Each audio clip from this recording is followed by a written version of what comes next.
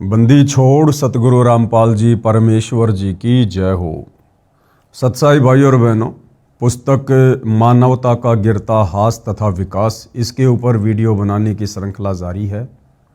इसी श्रृंखला में आज हमारा ये दूसरे नंबर का वीडियो है। पिछले वीडियो में भाई और बहनों, आप और हमने इस पुस्तक में राष्ट्रीय समाज सेवा समिति नामक एक संगठन को लेकर बहुत कुछ समझा है, जाना है। सन 2010 में सतलोक आश्रम बरवाला में राष्ट्रीय समाज सेवा समिति नाम से एक मनवस संगठन तैयार किया जाता है।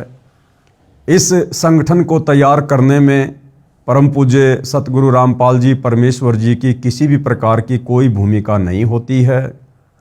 यह राष्ट्रीय समाज सेवा समिति नाम का संगठन संस्था संत रामपाल जी के कलयुगी परिवार के द्वारा, उनके भाई के द्वारा और सतलोक आश्रम मैनेजमेंट के द्वारा तैयार की जाती है, जो लोग सतगुरु रामपाल जी की एक भी बात नहीं मानते हैं। आपने उसी राष्ट्रीय समाज सेवा समिति के संविधान में पॉइंट नंबर 12 को पढ़ा, जिसमें इन लोगों ने स्पष्ट किया हुआ है कि राष्ट्रीय समाज सेवा समिति संत रामपाल जी से किसी भी कार्य में कोई दिशा निर्देश नहीं लेगी, अर्थात अपनी मनमानी करेगी। और आगे चलकर भाई और बहनों, 2014 में इसी राष्ट्रीय समाज सेवा समिति ने काल प्रेरणा से बरवाला कांड जैसी घटना को जन्म दिया और 6 मौतें हुई। उन मौतों का मुकदमा निर्दोष सतगुरु रामपाल जी के ऊपर लगा और उस मर्डर के मुकदमे में वे आजीवन कारावास की सजा भुगत रहे हैं। साथ में राष्ट्रीय समाज सेवा समिति ने बेचारे नादान भोले भाले भक्तों को गुरु का आदेश बताकर काले कपड़े पहनाकर जो कमांडो बनाया था, उस प्राइवेट आर्मी को बनाने के चलते सतगुरु रामपाल जी पर एक देशद्रोह का मुकदमा भी लगा, जिसमें अभी तक वे जेल में हैं। तो भाई और बहनों, कहने का मतलब है उसी राष्ट्रीय समाज सेवा समिति ने, उन सदस्यों ने ये पुस्तक मानवता का गिरता हास तथा विकास इसको लिखा है। तो आप और हमने भाई और बहनों इस पुस्तक में से निष्कर्ष निकालना है कि भक्ति मार्ग से संबंधित, इस सत भक्ति मार्ग में हमारी आत्मा के कल्याण से संबंधित जो बातें अच्छी होंगी उन्हें हम स्वीकार कर लेंगे, और जो बातें सतगुरु रामपाल जी परमेश्वर जी के सत्संगों के विरुद्ध होंगी, उनके ज्ञान के विरुद्ध होंगी, उनको हम छोड़ देंगे, क्योंकि गुरुदेव भगवान ने हमें सत और असत का निर्णय करने के लिए तत्व ज्ञान दिया हुआ है। तो राष्ट्रीय समाज सेवा समिति वाले क्या कुछ इस पुस्तक में नियम और मर्यादाओं के विषय में लिख रहे हैं, जिन नियम और मर्यादाओं को खुद सतगुरु रामपाल जी परमेश्वर जी के परिवार वाले, उनके बेटा बेटी भाई बंधु रिश्तेदार 1% भी फॉलो नहीं करते हैं। तो क्या कुछ ये लोग नियमों के विषय में लिख रहे हैं, उसके ऊपर आज हम आगे चर्चा करेंगे। उससे पहले पूज्य गुरुदेव भगवान का आशीर्वाद प्राप्त करेंगे, परमेश्वर जी का जयकारा लगाएंगे। बंदी छोड़ सतगुरु रामपाल जी परमेश्वर जी की जय हो।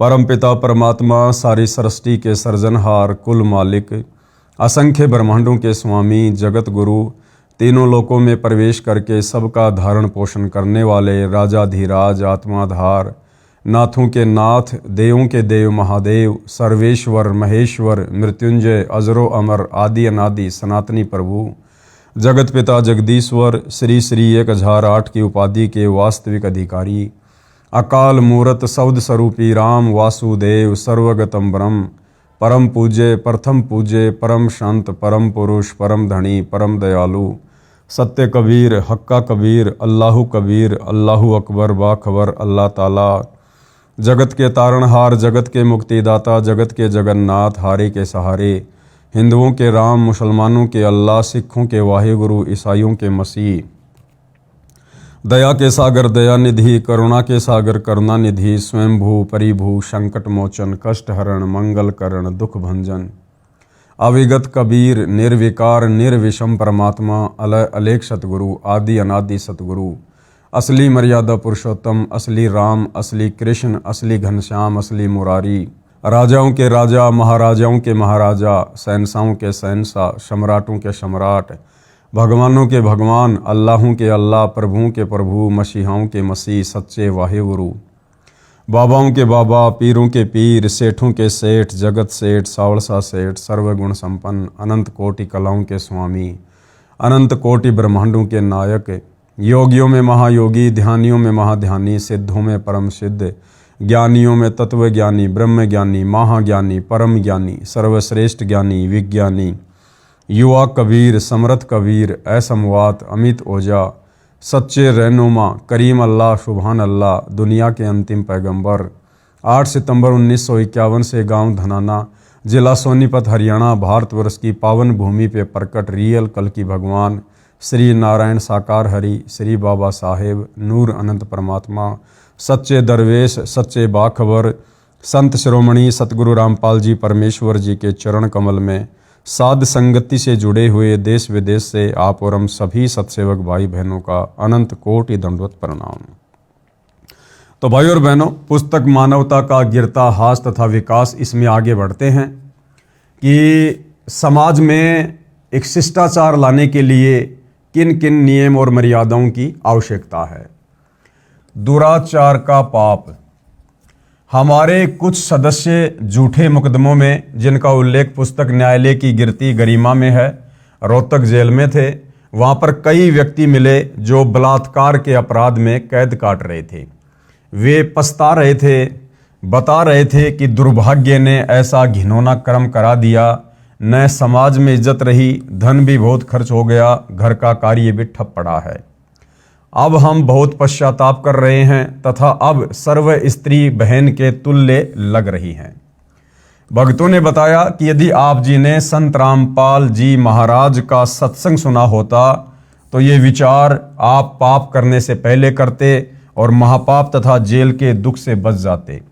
संत रामपाल जी महाराज सत्संग में बताते हैं, तो राष्ट्रीय समाज सेवा समिति वाले इस बात का हवाला देकर कि भाई जब करोथा कांड 2006 में हुआ तो हमारे कुछ भगत रोहतक की जेल में जेल काट रहे थे और वहाँ जो कुछ अन्य कैदी थे जो कि बलात्कार के मुकदमे में जेल में थे, जब उनसे बातचीत हुई तो उन्होंने बड़ा पश्चाताप किया अपनी उन गलतियों पर जो गलतियां उन्होंने की। तो संत रामपाल जी के भक्तों ने यानी राष्ट्रीय समाज सेवा समिति वालों ने उनको सुझाव दिया, उनको सलाह दी कि भाई ये दुराचार करने से पहले, ये पाप कर्म करने से पहले यदि आप संत रामपाल जी महाराज जी के सत्संग सुन लेते तो आप ऐसे पाप कर्म करने से बच जाते।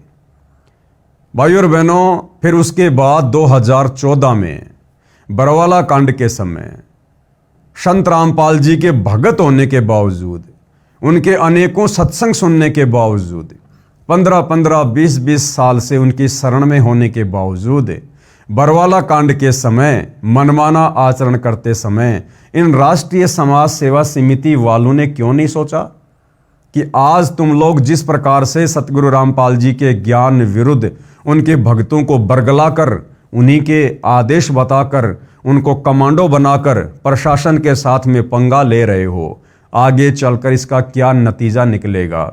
इन राष्ट्रीय समाज सेवा समिति वालों ने पहले क्यों नहीं सोचा जो अब दूसरों को शिक्षा दे रहे हैं। बरवाला कांड के समय माता बहनों को, युवा भक्तों को आश्रम के बाहर ढाल के रूप में बैठा दिया गया। पुलिस प्रशासन और भक्तों के बीच में हिंसक झड़प हुई जिसमें 6 भक्तों की मौत हुई। उस मौत का मुकदमा निर्दोष सतगुरु रामपाल जी के ऊपर लगा और उसी मर्डर के मुकदमे में आज वे जेल में बैठे हैं। तो ये घटिया कुकर्म करने से पहले संत रामपाल जी के भगत होने के बावजूद इन सतलोक आश्रम वालों ने पहले क्यों नहीं सोचा, पहले क्यों नहीं विचार किया जो अब दुनिया को शिक्षा दे रहे हैं। बेचारे नादान युवा भक्तों को संत रामपाल जी का आदेश बताकर, काले कपड़े पहनाकर, कमांडो बनाकर पुलिस प्रशासन के सामने मरने मारने के लिए आश्रम के बाहर खड़ा कर दिया गया। पुलिस प्रशासन और भक्तों के बीच में हिंसक झड़प हुई और उस प्राइवेट आर्मी यानी कमांडो बनाने के चलते मुकदमा लगा संत रामपाल जी पर देशद्रोह का, जिस मुकदमे में वर्तमान 2026 में संत रामपाल जी जेल में बैठे हैं। तो ये सारी बातें इन राष्ट्रीय समाज सेवा समिति वालों ने, जो दुनिया वालों को शिक्षा दे रहे हैं कि कोई भी पाप कर्म करने से पहले संत रामपाल जी के सत्संग सुन लेते तो ऐसा पाप कर्म ना करते। फिर 2014 बरवाला कांड में इन लोगों ने वही पाप कर्म क्यों किए, मनमाने आचरण क्यों किए, इनके मनमाने आचरणों की सजा आज हमारा गुरु भुगत रहा है। तो भाइयों और बहनों, परमात्मा कहते हैं, करनी तज कथनी कथ है अज्ञानी दिन रात, कुत्ते ज्यों भौंकत फिरे सुनी सुनाई बात। संत रामपाल जी महाराज सत्संग में बताते हैं, कबीर पर नारी को देखिए बहन बेटी के भाव, कहे कबीर काम नाश का यही सहज उपाव। कि दूसरे की बहन बेटी को भी अपनी बहन बेटी और माता की दृष्टि से देखना चाहिए आयु के अनुसार। ऐसा करने से हमारे अंदर जो काम वासना है उसके ऊपर कंट्रोल होता है और साथ में परम संत का आशीर्वाद अति आवश्यक है।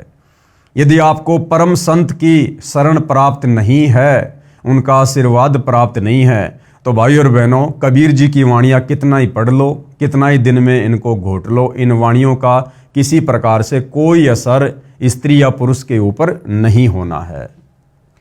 दुराचारी को दंड। राष्ट्रीय समाज सेवा समिति वाले आगे क्या बता रहे हैं कि दुराचारी व्यक्ति को किस प्रकार से दंड दिया जाना चाहिए। सर्व मानव समाज से राष्ट्रीय समाज सेवा समिति की प्रार्थना है कि बलात्कार करने वाले तथा स्त्रियों से छेड़छाड़ करने वाले का कठोर कानून है, जिसके तहत जमानत भी नहीं होती है, 15 वर्ष की कैद भी काटनी पड़ती है। बुराइयों से बचने तथा अपनी संतान को अच्छे संस्कार युक्त करने के लिए संत रामपाल जी महाराज का सत्संग सुने। आत्म कल्याण, घर व शरीर में सुख तथा व्यवसाय भी निर्बाध चलता है।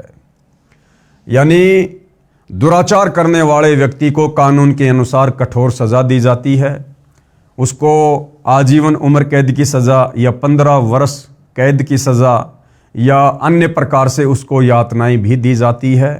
तो राष्ट्रीय समाज सेवा समिति का कहना है कि ऐसे दुष्कर्म दुराचार करने से बचें और परम संत सतगुरु रामपाल जी के सत्संग सुनकर अपनी आत्मा का कल्याण करवाएं। दुराचार कितना पाप है, प्रमाण के लिए पढ़िए पेज नंबर 36 पर, जो कि हम आगे पढ़ेंगे।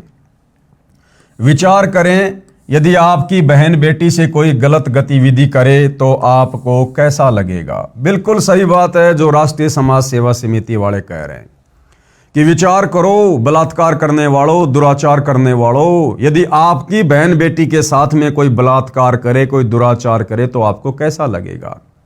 तो दूसरों को शिक्षा देने वाले सतलोक आश्रम मैनेजमेंट हरियाणा वाले, संत रामपाल जी के परिवार वाले, ये राष्ट्रीय समाज सेवा समिति वाले खुद अपने द्वारा कही गई बातों पर विचार क्यों नहीं करते। आजकल हरियाणा में सतगुरु रामपाल जी के मान सम्मान के प्रोग्राम में बहुत सारे कार्यक्रम आयोजित करवाए जा रहे हैं सतलोक आश्रम वालों के द्वारा। एक कार्यक्रम इन्होंने गांव धीरणवास जिला हिसार में आयोजित करवाया और आप सबको पता है इन राष्ट्रीय समाज सेवा समिति वालों ने, सतलोक आश्रम वालों ने संत रामपाल जी के उस मान सम्मान के कार्यक्रम में जवान जवान लड़कियों को सरेआम स्टेज पर खड़ा करके दुनिया के सामने नचवाया, लोगों का मनोरंजन करवाया। तो इन राष्ट्रीय समाज सेवा समिति वालों को विचार करना चाहिए इन्हीं के शब्दों के अनुसार कि यदि उस समय नाचने वाली तुम्हारी खुद की बहन बेटियां होती तो तुम क्या करते।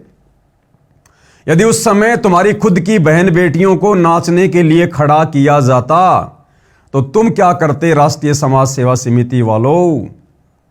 फिर तुम्हें शर्म क्यों नहीं आती है, किराए में लड़कियां लाते हो नचवाने के लिए, गाने गवाने के लिए, दुनिया के मनोरंजन के लिए।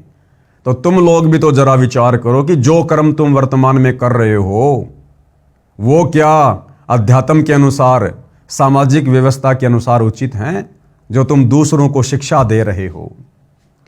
जैसा दर्द आपने होवे ऐसा जान बिराने।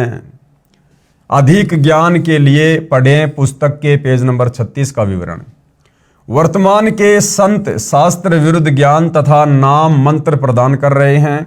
सर्व संतों से प्रार्थना करेंगे कि आप जी अपने द्वारा बताई गई साधना मंत्रों का प्रमाण बताइए कि वे शास्त्र प्रमाणित हैं।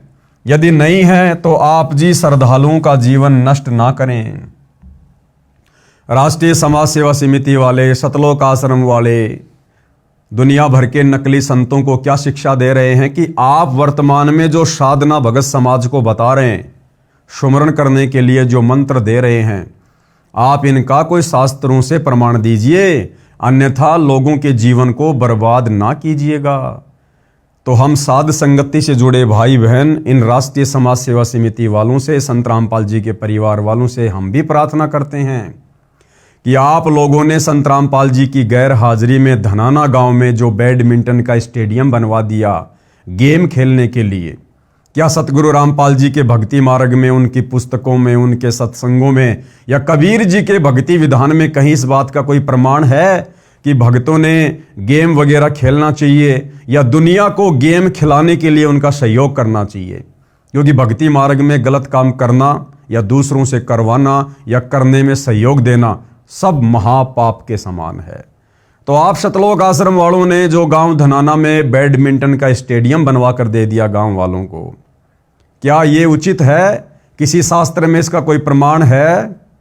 आप सतलोक आश्रम वालों ने परशुराम की जयंती में, जो कि आन उपासना के अंतर्गत आती है, हजारों भक्तों को बैठा दिया, क्योंकि उस दिन वहां पर हरियाणा के मुख्यमंत्री जी ने आना था। तो आप सतलोक आश्रम वालों ने लगभग 500 से 700 हरियाणा रोडवेज की बसों में भक्तों को बैठाकर परशुराम की जयंती में रोहतक के पैरावर में बैठा दिया। क्या इसका प्रमाण सतगुरु रामपाल जी के किसी सत्संग में या किसी उनके द्वारा लिखी गई पुस्तक में इस बात का प्रमाण है कि भक्तों ने किसी भी महापुरुष की रैली में या किसी भी महापुरुष की जयंती पर या किसी भी महापुरुष के धाम पर, जो कि काल के द्वारा भेजे गए हैं, वहां जाने का कोई विधान है क्या? फिर आप लोगों ने परशुराम की जयंती में परशुराम के धाम पर संत रामपाल जी के भक्तों को क्यों बैठाया? क्यों उनकी मर्यादा तोड़वाई? क्या कहीं इस बात का कोई उल्लेख है? बताइए। आप लोगों ने राजस्थान के गैंगस्टर आनंदपाल सिंह की सीबीआई जांच के समर्थन में राजस्थान के अजमेर में और हरियाणा के भिवानी में राजपूत करणी सेना की रैली में हजारों संत रामपाल जी के भक्तों को बैठाया, उनकी मर्यादा तोड़वाई, उनके दान धर्म का पैसा चंदे के रूप में दिया। क्या इस बात का प्रमाण, कोई उल्लेख संत रामपाल जी के सत्संगों में है कि भक्तों ने गुंडों की सीबीआई जांच का समर्थन करना चाहिए? अरे तो राष्ट्रीय समाज सेवा समिति वालों, दुनिया को उपदेश देने से पहले आप भी तो विचार करो कि आप लोग खुद संत रामपाल जी के भक्ति मार्ग के विरुद्ध खड़े होकर क्या क्या कुकर्म कर रहे हो। यदि नहीं है तो आप जी श्रद्धालुओं का जीवन नष्ट ना करें। उनसे कह दें कि हमारी भक्ति विधि मोक्षदायक नहीं है। वास्तविक भक्ति विधि संत रामपाल जी महाराज सतलोक आश्रम बरवाड़ा, जिला हिसार, हरियाणा के पास है। अपने सिर से शिष्यों का भार उतारो। ठीक इसी प्रकार यदि हमारे द्वारा बताई गई किसी भी बात का प्रमाण, जो कुकर्म तुम राष्ट्रीय समाज सेवा समिति वालों ने संत रामपाल जी की गैर हाजिरी में वर्तमान में किए हैं, संगत से करवाए हैं, यदि तुम्हारे पास भी कोई साक्ष्य नहीं है, कोई प्रमाण नहीं है, तो भैया तुम भी अपने सिर से भार उतार दो।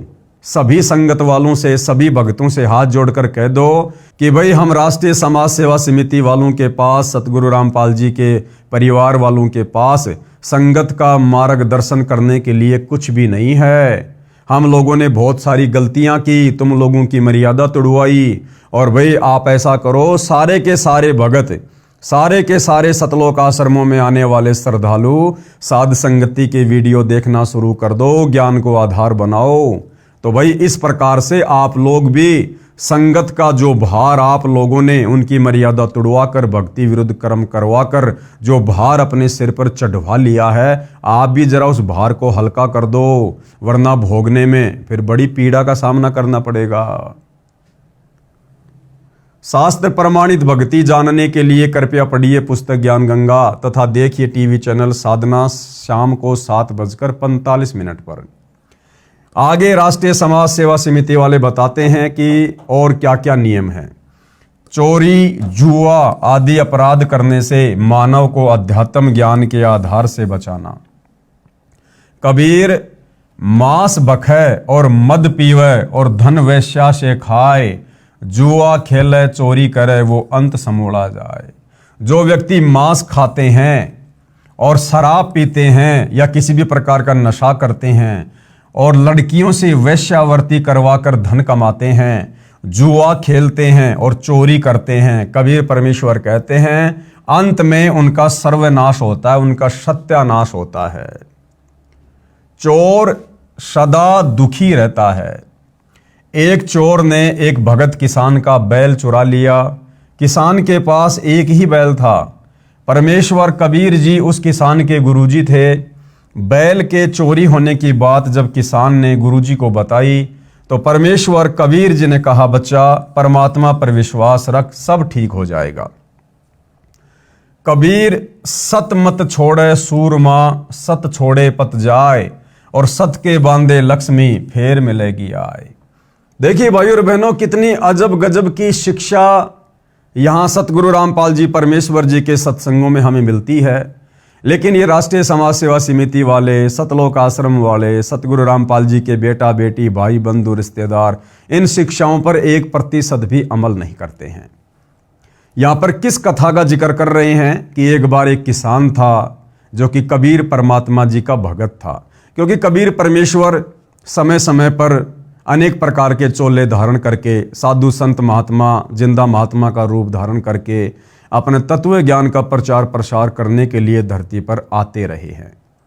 तो ऐसे ही कबीर परमात्मा एक संत रूप में आए हुए थे।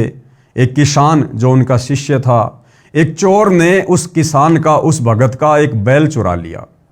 ये बात उस भगत ने जाकर अपने गुरुदेव को बताई कि गुरुदेव ऐसे ऐसे रात में दास का बैल कोई चोर चुरा ले गया। तो कबीर परमात्मा जी ने, यानी उस किसान के गुरु ने, अपने शिष्य को यह नहीं कहा कि तू उसके ऊपर मुकदमा कर दे, भैया तू राजा के दरबार में जा, कोर्ट में जा, कचहरी में जा, क्योंकि ये सारी व्यवस्था तो राजाओं के समय भी थी। तो गुरुदेव ने क्या कहा कि भगवान पे विश्वास कर, अगर वो चोरी कर ले गया कोई बात नहीं, तू अपनी भक्ति कर और अपने भगवान के ऊपर विश्वास कर। और उस किसान भगत ने ऐसा ही किया।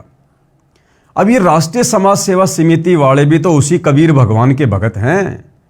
भले ही ये लोग वर्तमान में संत रामपाल जी को कबीर नहीं मानते हैं, कबीर जी का भेजा हुआ कोई अवतार मानते हैं, कोई दास मानते हैं, जैसी भी इनकी बुद्धि काम कर रही है।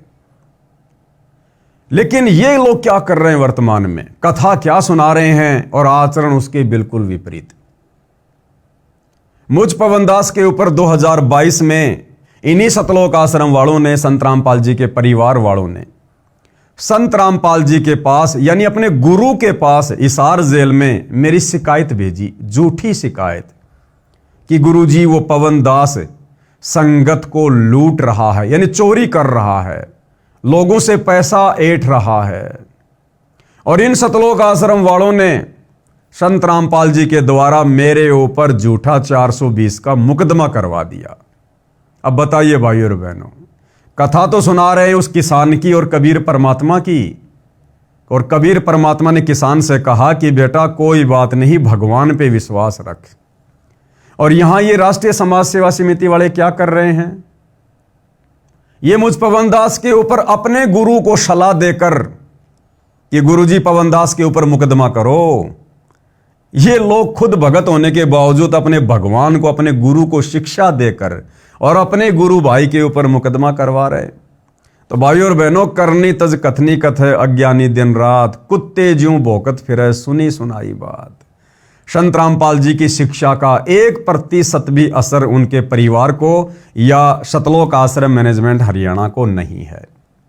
तो कबीर परमेश्वर जी ने उस किसान से कहा कि बेटा कोई बात नहीं, भगवान पे विश्वास रख और अपनी भक्ति पर ध्यान दे। कबीर सत मत छोड़े सूरमा, यानी भगत का जो धर्म है वो भगत ने किसी भी परिस्थिति में नहीं छोड़ना चाहिए। सत छोड़े पत जाए, यदि अपने धर्म से, अपनी मर्यादाओं से पीछे हट गया तो भक्ति का सर्वनाश हो जाएगा। और सत के बांधे लक्ष्मी फेर मिलेगी आए, यदि भगत अपने धर्म कर्म पर रहा, गुरु की शिक्षाओं पर रहा, गुरु के वचन पर रहा, तो सारे सुख परमात्मा उसको पुनः प्रदान कर देता है। उस किसान ने उधार पर बैल मोल लिया, खेत में बीज बीजा, परमात्मा की कृपा से वर्षा अच्छी और समय अनुसार हुई, फसल अच्छी हुई। किसान ने एक बैल और मोल लिया तथा पहले बैल का ऋण भी चुका दिया।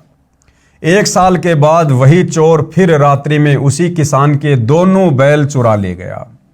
किसान ने अपने गुरुदेव से फिर दोनों बैल चोरी होने की अर्जी लगाई। परमेश्वर कबीर जी ने कहा, बच्चा विश्वास मत खोना, सब ठीक हो जाएगा। क्या कहा गुरुदेव ने कि बेटा विश्वास मत खोना, उसके प्रति कोई मुकदमा मत करना, कोर्ट कचहरी में मत जाना। अगर तूने ऐसा किया तो तेरे गुरु से, तेरे भगवान से तेरा विश्वास उठ जाएगा, फिर तेरा परमात्मा तेरी कोई मदद नहीं करेगा। लेकिन इन सतलोक आश्रम वालों ने एक मुकदमा तो 420 का करवाया सो करवाया। उसके बाद इन्होंने 3-4 मुकदमे मेरे ऊपर और करवा दिए, धार्मिक भावना भड़काने के, सोनीपत में, झज्जर में, बहादुरगढ़ में और तरह तरह के मुकदमे करवा दिए। जबकि इस कथा में उस किसान का गुरु कह रहा है कि बेटा विश्वास मत खोना, चाहे तेरे साथ में कोई कितनी बदतमीजी करे, कितनी जाति करे, कितना दुर्व्यवहार करे, तू अपने गुरु के ऊपर विश्वास करना। कबीर जो तोकू काटा बोवे ताको बोतू फूल, तो हे फूल के फूल हैं वाको हैं त्रिशूल। लेकिन इस वाणी के ऊपर भाई और बहनों सतलोक आश्रम वाले 1% भी अमल नहीं करते हैं, 1% भी अमल नहीं करते हैं। मुझे लगता है ये राष्ट्रीय समाज सेवा समिति वाले संत रामपाल जी की शिक्षाओं पर कम और आसाराम की शिक्षाओं पर ज्यादा चलते हैं। क्योंकि कबीर जी की वाणी है कि जो तो को काटा बोवे वाको बोतू फूल, यानी तेरे साथ यदि कोई दुर्व्यवहार करता है, बदतमीजी करता है, तुझे नुकसान देता है, तो तू उसके साथ वैसा ही बर्ताव मत कर। अगर तेरी राह में कोई कांटे बिछा रहा है, उसकी राह में तू फूल बिछा। यानी तेरे विषय में कोई गलत सोचता है तो तू उसके विषय में अच्छा सोच, समय आने पर तेरे लिए अच्छा होगा और उसके लिए वो कांटों के समान होगा। ये है सतगुरु रामपाल जी की शिक्षा, कबीर परमेश्वर की शिक्षा। लेकिन ये सतलोक आश्रम वाले अपने गुरुदेव की शिक्षाओं पर ना चल के और आसाराम जी की शिक्षाओं पर ज्यादा चलते हैं। भाई और बहनों, आपको आसाराम जी का एक छोटा सा वीडियो दिखाता हूं जिसमें वो किसी सभा में कह रहे हैं इसी वाणी का उल्टा अर्थ पेश करके। और क्या कुछ कह रहे हैं आप उन्हीं के मुख से सुन लीजिए कि जो तोकू काटा बोवे वाको बोतू भाला। कबीर परमात्मा तो क्या कह रहे हैं कि जो तोकू काटा बोवे वाको बोतू फूल। और आसाराम जी, जिनको दुनिया बहुत बड़ा संत मानती है, एक मार्गदर्शक के रूप में दुनिया जिनको पूजती है, वो कबीर परमेश्वर जी की वाणियों का दुरुपयोग करते हुए भगत समाज को क्या दिशा निर्देश दे रहे हैं कि जो तोकू काटा बोवे वाको बोतू भाला। और वो भी क्या याद करेगा किसके साथ पड़ा था पाला। तो एक बार आसाराम जी के मुख से सुन लीजिए भाई और बहनों। हिंदू आतंकी नहीं होता है, लेकिन हिंदू को परेशान करोगे तो फिर हिंदू जानता है जो तो को कांटा बुए वहां को बोतू भला, वो भी साला क्या याद करेगा पड़ा था किसी से पाला। तो सुना भाई और बहनों आपने आसाराम जी के मधुर प्रवचन।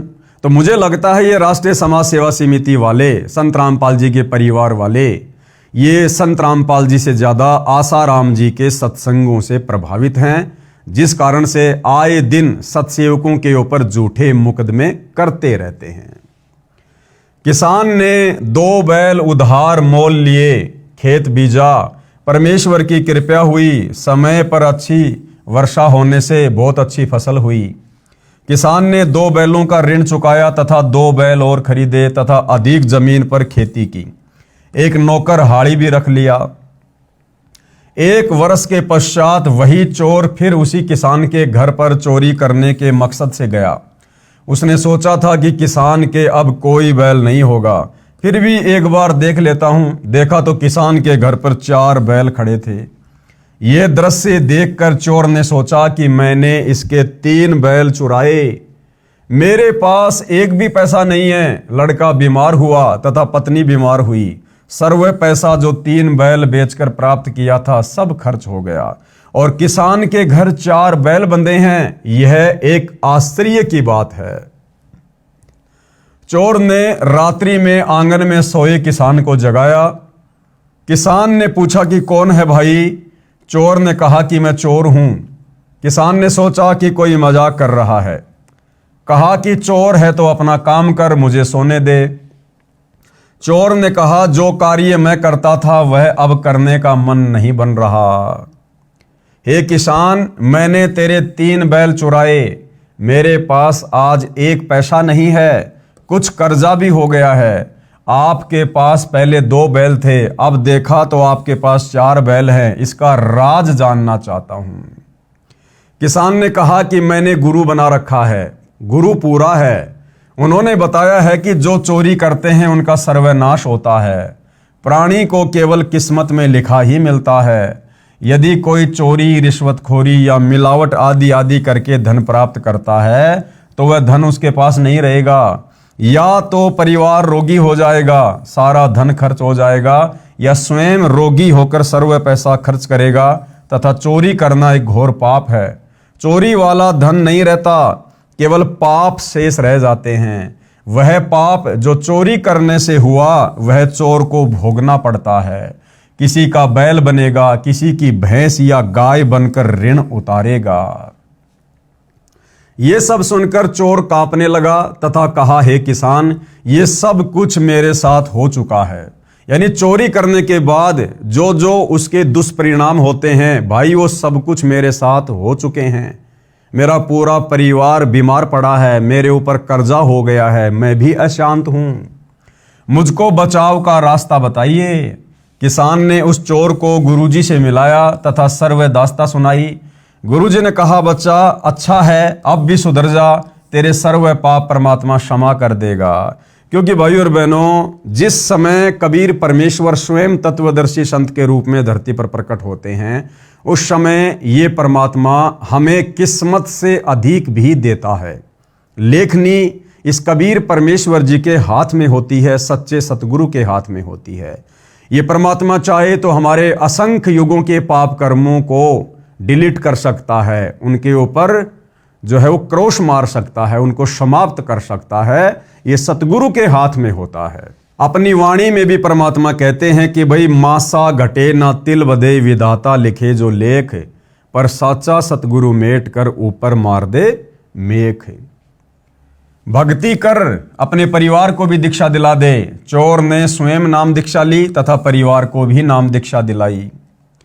किसान ने उसको 1 बैल दे दिया कि आप भी किसान हैं, खेती करो। चोर ने खेती की, अच्छी खेती हुई, चोर भगत बन गया।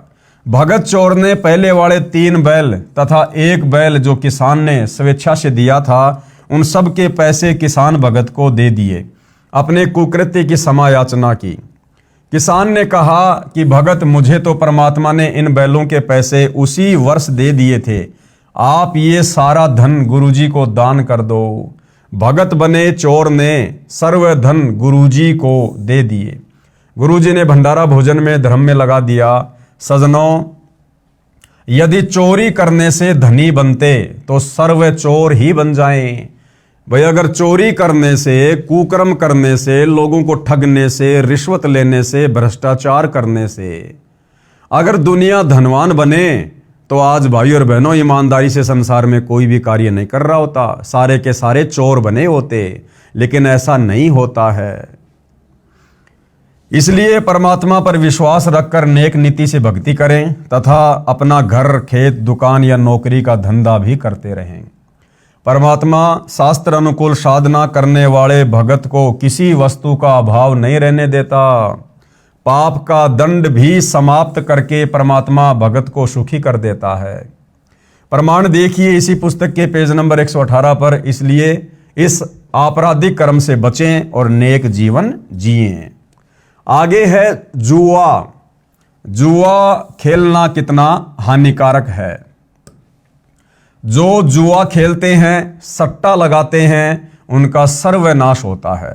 मिलना वही है जो मुकद्दर में लिखा है, यानी किस्मत में लिखा है। इसलिए इस पाप कर्म को त्याग कर नेक नीति से जीवन निर्वाह करें। संत रामपाल जी महाराज से दीक्षा लेकर अपना जीवन धन्य करें। आगे भाई और बहनों, इस पुस्तक मानवता का गिरता हास तथा विकास में राष्ट्रीय समाज सेवा समिति वाले इस राष्ट्रीय समाज सेवा समिति के कर्तव्यों के विषय में क्या कुछ लिख रहे हैं। उपरोक्त बुराइयां समाज से निर्मूल करने के लिए हमने निम्न प्रयत्न करने हैं। भ्रष्टाचार पर रोकथाम के लिए सरकार से पत्राचार करके दृढ़ कानून बनाने के लिए प्रार्थना पत्र लिखे जाएं, अपने सुझाव भी दिए जाएं। ये तरीका भाइयों और बहनों भ्रष्टाचार को समाप्त करने का बिल्कुल भी संत रामपाल जी के ज्ञान के अनुसार नहीं है। देखो भाइयों और बहनों, समय समय पर सरकार बहुत ही कठोर कानून लागू करती रही है। ये बलात्कार, ये चोरी, ये रिश्वतखोरी क्या ये वर्तमान में हो रही है? ये तो बहुत पहले से चलती आ रही है और समय समय पर सरकारों ने इनकी रोकथाम के लिए कड़े कानून भी बनाए। लेकिन आज आप और हम देख रहे हैं भाइयों और बहनों, भले ही कड़े कानून सरकार ने बना दिए, लेकिन इन कुकृत्यों के ऊपर फिर भी रोकथाम नहीं लग रही है। दिन ब दिन ये कुक्रम बढ़ते ही जा रहे हैं।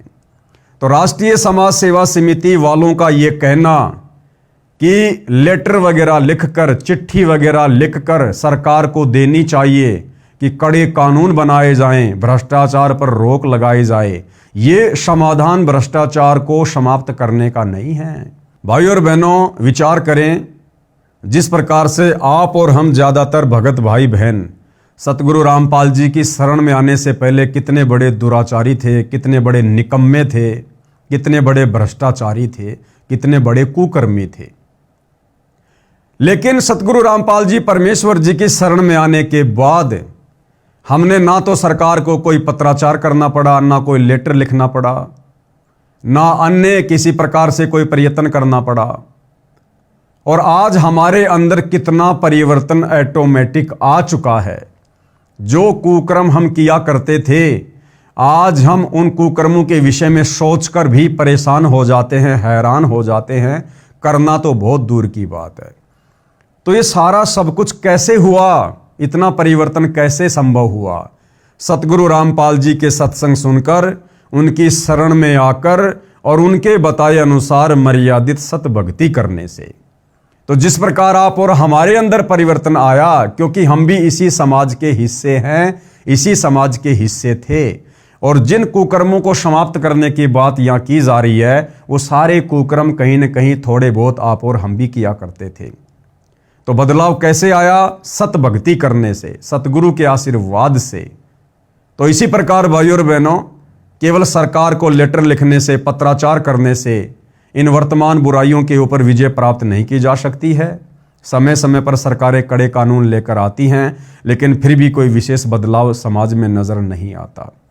तो राष्ट्रीय समाज सेवा समिति वालों का ये जो तरीका है, ये बिल्कुल ज्ञान विरुद्ध है, ये गलत है। यदि समाज को ये लोग सुधारना चाहते हैं, तो सबसे पहले इन राष्ट्रीय समाज सेवा समिति वालों को, संत रामपाल जी के सत्संगों को गहनता से समझना होगा। उसके बाद अपने ऊपर उन सत्संगों को अमल में लाना होगा और फिर समाज को संत रामपाल जी के सत्संग सुनने का सुझाव देना होगा।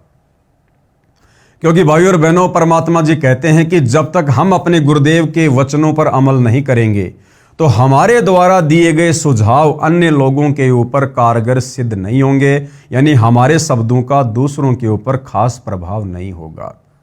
तो राष्ट्रीय समाज सेवा समिति वालों को, संत रामपाल जी के परिवार वालों को चाहिए कि भाई दुनिया को फोकट में सुझाव देने से पहले आप लोग संत रामपाल जी के सत्संगों को गहनता से सुनिए, समझिए और पहले आप उनकी शिक्षाओं पर अमल कीजिए। पहले आप गुरुदेव की शिक्षाओं को अपने ऊपर लागू कीजिए।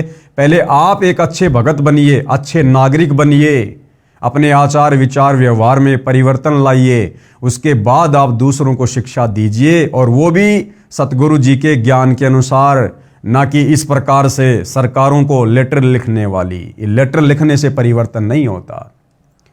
भ्रष्टाचार पर रोकथाम के लिए सरकार से पत्राचार करके दृढ़ कानून बनाने के लिए प्रार्थना पत्र लिखे जाएं, अपने सुझाव भी दिए जाएं। और भाइयों और बहनों, इन राष्ट्रीय समाज सेवा समिति वालों ने सन 2014 बरवाला कांड के बाद संत रामपाल जी की लाखों की संगत से लाखों की संख्या में लेटर लिखवा कर भारत सरकार को स्पीड पोस्ट करवाए गए, कई लाखों रुपया भगत समाज का बर्बाद करवाया गया। मैं इन राष्ट्रीय समाज सेवा समिति वालों से पूछना चाहता हूं, क्या किसी प्रकार का कोई परिवर्तन हुआ? लगभग 10 से 15 लाख लेटर भगत समाज से प्रधानमंत्री के नाम लिखवाए गए थे। लाखों रुपया भगत समाज का स्पीड पोस्ट करवाकर बर्बाद करवाए गए थे। क्या तुम्हारे इस प्रकार से, इस सुझाव से क्या सरकार ने किसी भी प्रकार के कानून में कोई फेरबदल किया? तो भाई आप लोगों ने हमेशा से संगत का बिगाड़ा किया है, बिगाड़ा। सेना देश की सीमा पर तैनात रहती है। यदि कोई शरारती तत्व देश की सीमा को लांघता है तो सेना युद्ध करके खदेड़ देती है, युद्ध करती है, उसमें चाहे जान भी चली जाए। इसी प्रकार राष्ट्रीय समाज सेवा समिति ने कार्य करना है। देखो कौन सी विधि से कार्य करना है। भारतीय सेना का उदाहरण दे रहे हैं कि हमने जबरन लड़ाई झगड़ा करके, अगर कोई ना मानेगा तो भी हमने डंडे उठा लेने हैं। क्योंकि पहले ये लोग कह चुके हैं भाई और बहनों, पॉइंट नंबर 12 में, कि राष्ट्रीय समाज सेवा समिति संत रामपाल जी से किसी भी कार्य में कोई दिशा निर्देश नहीं लेगी। और यहां भगत समाज को क्या सुझाव दे रहे हैं? भारतीय सेना का उदाहरण देकर कि अगर कोई असामाजिक तत्व है सीमाओं को लांघने का प्रयास करेगा तो सेना उसको जबरन खदेड़ देती है। अब सेना उसको कैसे खदेड़ेगी? डंडे मारेगी, गोलियां मारेगी, तोप चलाएगी। सेना के पास तो यही उपाय है। तो कह रहे हैं इसी प्रकार से राष्ट्रीय समाज सेवा समिति वाले सदस्य करेंगे। और भाई और बहनों, इन्होंने वैसा ही किया। सन 2014 बरवाला कांड में बेचारे भोले भाले भक्तों को संत रामपाल जी के झूठे आदेशों की आड़ में कमांडो बना दिया। उनके हाथों में लठ, पत्थर, पेट्रोल बम पकड़ा दिए। और जो प्रशासन वहां पर संत रामपाल जी को अरेस्ट करने के लिए आया था, उन प्रशासन वालों के सामने बेचारे नादान भक्तों के हाथों में डंडे देकर मरने मारने के लिए खड़ा कर दिया। यानी ये घटिया तरीका इन सतलोक आश्रम वालों ने राष्ट्रीय समाज सेवा समिति के नियम अनुसार अपनाया। अब ये तरीका कितना सही है, कितना गलत है, आप जी खुद विचार कर सकते हैं। इसी प्रकार राष्ट्रीय समाज सेवा समिति ने कार्य करना है। हमारा युद्ध लाठी गोली का नहीं होगा। तो वही फिर बरवाला कांड में कमांडो क्यों बनाए? बरवाला कांड में भक्तों को काले कपड़े पहनाकर कमांडो बनाकर उनके हाथों में लठ, पत्थर, पेट्रोल बम, ईंटों के टुकड़े और बंदूकें देकर प्रशासन के सामने मरने मारने के लिए क्यों खड़ा किया? अगर तुम्हारा यह तरीका नहीं है तो हमारा संघर्ष कानून के अंतर्गत संवैधानिक तरीके से चलेगा। तो बरवाला कांड में भक्तों को काले कमांडो बनाकर पुलिस वालों के सामने डंडे देकर मरने मारने के लिए खड़ा करना कौन सा कानूनी तरीका था भाई? कौन सा संवैधानिक तरीका था? इसलिए भाई और बहनों, दास बार बार कहता है कि करनी तज कथनी कथ है अज्ञानी दिन रात, और कुत्ते ज्यों भौंकत फिरे सुनी सुनाई बात। हमारा संघर्ष कानून के अंतर्गत संवैधानिक तरीके से चलेगा। हम किसी को मार नहीं सकते, क्योंकि घुसपैठिया भ्रष्टाचारी विदेशी नहीं है, ये स्वदेशी है, अपने भाई बहन तथा बुजुर्ग हैं। अरे तो वो पुलिस वाले हमारे भाई बहन नहीं थे क्या, जिनके ऊपर तुम लोगों ने बेचारे नादान भक्तों से डंडे बरसाए, पत्थर बरसाए, 300 पुलिस वालों के घुटने फोड़ दिए? वो कोई घुसपैठिए थे क्या? वो हमारे देश के नहीं थे क्या? वो हमारे भाई बहन नहीं थे क्या? सख्त तथा उपयोगी कानून बनाने के लिए सरकार यदि सीधे सीधे नहीं मानती है तो उसके लिए यदि जेल भी जाना पड़े या समाज हित में जान भी जाए तो परमार्थ के लिए शहीद होने से भी पीछे नहीं हटेंगे। ये बिल्कुल गलत है भाइयों और बहनों। हमें ये मनुष्य शरीर परमात्मा ने सत भक्ति करके आत्मा का कल्याण करवाने के लिए दिया है।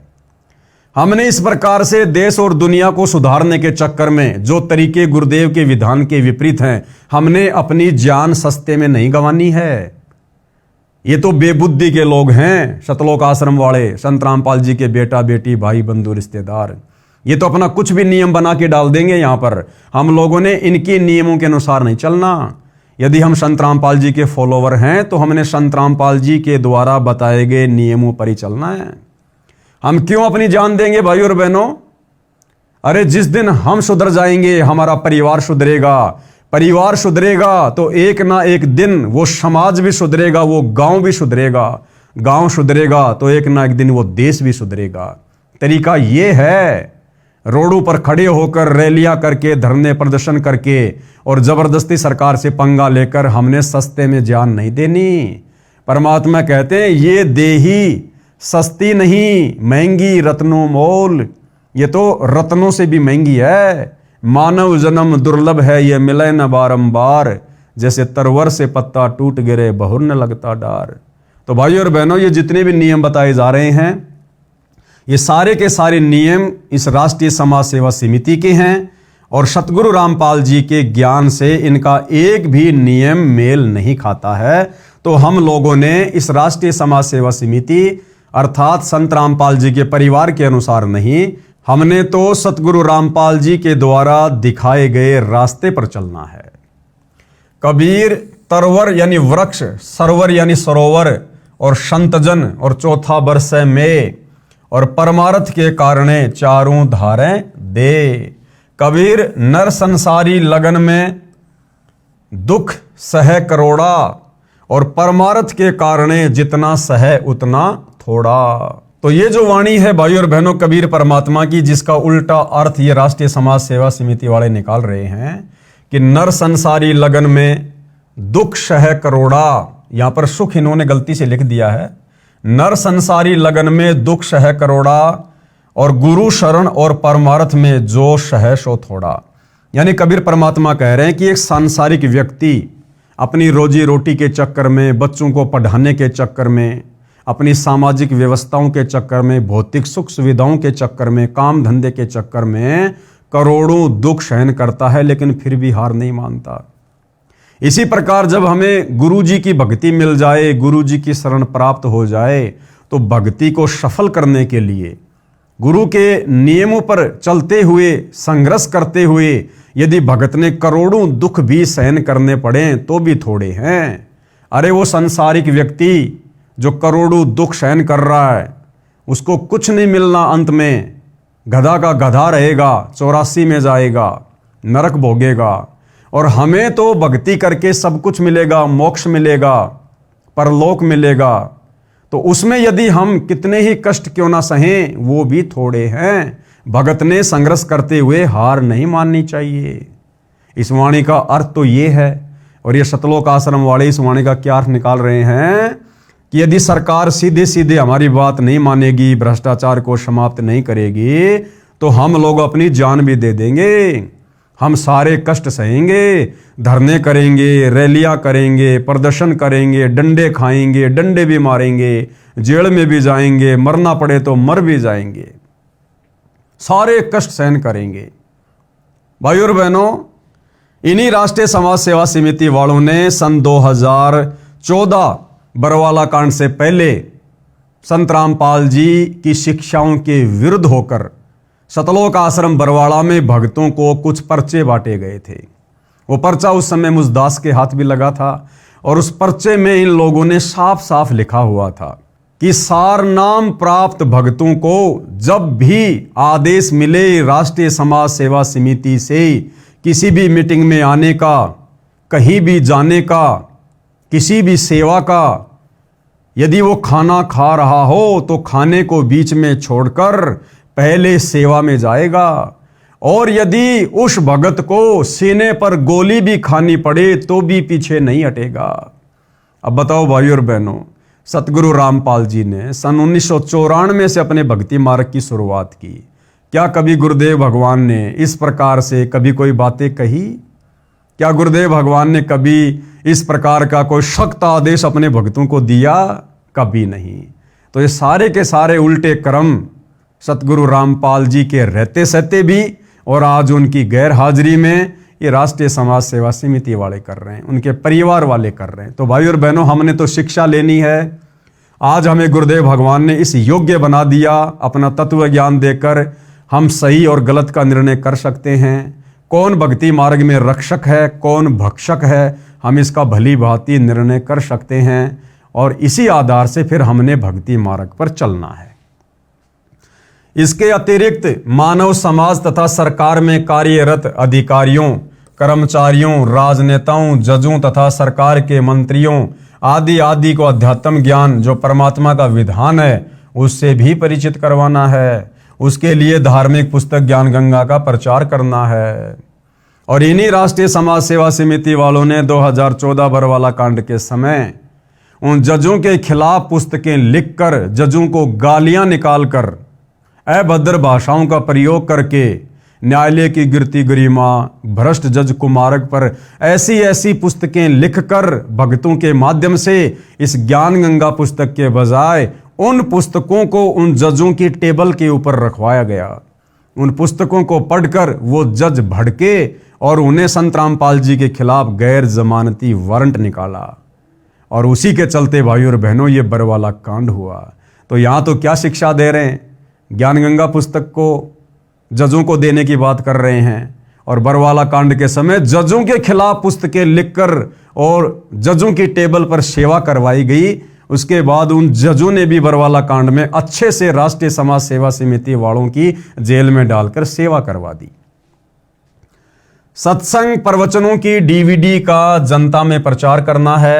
असहाय गरीब व्यक्तियों की सहायता करनी है। उनको समाज में निर्भय जीवन जीने के लिए समाज में प्रशासनिक न्याय प्रणाली तथा राजनीति में जो भी सुधार संभव होगा उसके लिए प्रयत्न करना है। देखो भाइयों और बहनों, यहां पर ये जो लोग लिख रहे हैं ना कि असहाय गरीब व्यक्तियों की सहायता करनी है, असहाय गरीब व्यक्तियों की सहायता हम संत रामपाल जी के भक्तों ने पैसा देकर नहीं करनी, धन देकर नहीं करनी है। ध्यान रखना, असहाय और गरीब तो एक भिखारी भी है। क्या सतगुरु रामपाल जी ने कभी उस भिखारी को पैसा देने के लिए कहा है? बिल्कुल नहीं कहा है भाइयों और बहनों। यदि कोई असहाय और गरीब आपके घर पर आ जाता है, आप उसको खाना खिलाइए। उसके कपड़े फटे पुराने हैं तो आप उसको पहने हुए कपड़े दीजिए, नए कपड़े भी नहीं देना आपने बिल्कुल भी। अगर वो उनको बेच के उन पैसों का दुरुपयोग करेगा वो दोष भी हमें लगेगा। तो गुरुदेव भगवान तो हमें इस कदर सावधानियां बता रहे हैं और ये राष्ट्रीय समाज सेवा समिति वाले सीधा सीधा कह रहे हैं कि गरीब और असहाय व्यक्तियों की सहायता करनी है, लेकिन ये नहीं लिखा कि किस प्रकार से सहायता करनी है। लेकिन इनका मकसद वही है भाइयों और बहनों, जिस प्रकार ये वर्तमान में अन्नपूर्णा मुहिम के तहत लोगों के 15-15 लाख के मकान बनवा रहे हैं, फ्री में लोगों के घरों में राशन डलवा रहे हैं, तो ये तरीका भक्ति मार्ग के अनुसार नहीं है। हमने इस प्रकार से यदि लोगों को फ्री में बांटना शुरू कर दिया तो भाइयों और बहनों वो भार उन लोगों का हम भक्तों के ऊपर चढ़ेगा और हमारा भार भी उन लोगों के ऊपर चढ़ेगा और ये काल हमें कभी भी मोक्ष का मार्ग नहीं देगा। जिस किसी को परमार्थ के लिए किए जाने वाले संघर्ष से डर लगे वह इस समिति का सदस्य ना बने। भाई बिल्कुल मत बनना भाइयों और बहनों। हम तो सतगुरु रामपाल जी के भगत बन गए, हमारे लिए तो वो ही बहुत कुछ है और इसमें सब कुछ आ जाएगा। सतगुरु रामपाल जी की भक्ति में परमार्थ भी आ गया, स्वार्थ भी आ गया, आत्म कल्याण भी आ गया, सब आ गया भाई। परमात्मा कहते हैं जप तप संयम साधना सब सुमरण के माही और कबीरा जाने राम जन सुमरण सम कछु नाही। और गुरुदेव कहते हैं गुरु सेवा में फल सर्वस आवे, गुरु विमुख नर पार न पावे। तो भाई सतगुरु की सच्ची सेवा यानी उनकी भक्ति करना, उनकी मर्यादा में रहना, भाई इसमें सब कुछ आ गया, परमार्थ भी आ गया और भगत के आत्म कल्याण वाला स्वार्थ भी आ गया।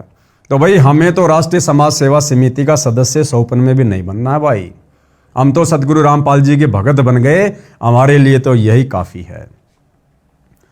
परमार्थ के लिए मृत्यु उपरांत अपने शरीर के अंग दान कर सकते हैं और उसी आधार से वर्तमान में भाइयों और बहनों भगत समाज से ये राष्ट्रीय समाज सेवा समिति वाले करवा रहे हैं। रक्तदान करके रोगियों तथा घायलों की सहायता करें। नहीं भाइयों और बहनों, चाहे रक्तदान हो, चाहे देह दान हो या किसी भी प्रकार का दान हो, सतगुरु रामपाल जी ने बताया कि दान केवल सुपात्र को किया जाता, सुपात्र को, कुपात्र को नहीं किया जाता। तो हम क्यों अपना रक्त व्यर्थ में उन कुपात्रों को दान करें जो भक्ति के निकट भी नहीं है। आज ये राष्ट्रीय समाज सेवा समिति वाले जगह जगह रक्तदान का, देह दान का कैंप लगा रहे हैं। अरे जिन लोगों को वो रक्तदान दिया जा रहा है, देह दान दिया जा रहा है, क्या वो सुकर्मी इंसान है? क्या वो व्यक्ति किसी भी प्रकार का नशा नहीं करता है? क्या वो व्यक्ति सतगुरु रामपाल जी से उपदेश लेकर उनकी भक्ति करता है? फिर भला ऐसे कुपात्रों को भाई और बहनों हम क्यों अपना रक्त दान दें, क्यों हम अपना देह का दान करें?